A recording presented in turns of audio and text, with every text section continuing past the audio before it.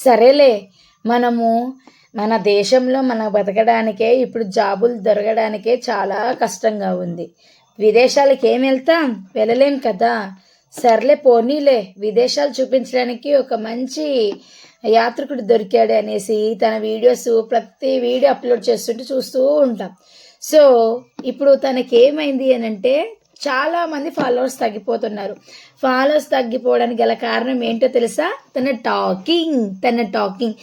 Talking ఎలా ఉంటుందంటే అందరినీ కించపరిచేలాగా. ఒకటి గుర్తుపెట్టుకున్న అన్వేషణ, నీ నోరే నీకు శత్రువు, నీ మాటలే నీకు శత్రువు. ఎప్పుడైతే నీ నోటితో బ్యాడ్గా మాట్లాడడం స్టార్ట్ చేసావో నీ వీడియోలో ఉన్న ప్రతి ఒక్కరూ నీ ఫాలోవర్స్ని మాత్రం అన్ఫాలో అయిపోతున్నారు. ఇంకోటి ఏంటి అని అంటే ఇంకొకటి శివాజీ అన్నయ్య నాకు సారీ చెప్పారనేసి అని అంటున్నావు కదా. నీకు అసలు సారీ ఎందుకు చెప్తారు? నీకేం అవసరం సారీ చెప్పడానికి?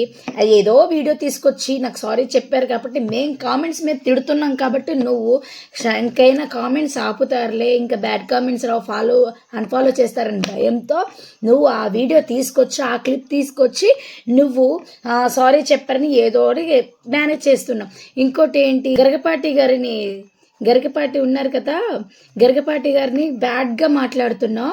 మాతృదేవ భవ, పితృదేవ భవ, ఆచార్య దేవ భవ అంటే అమ్మ నాన్న గురువు.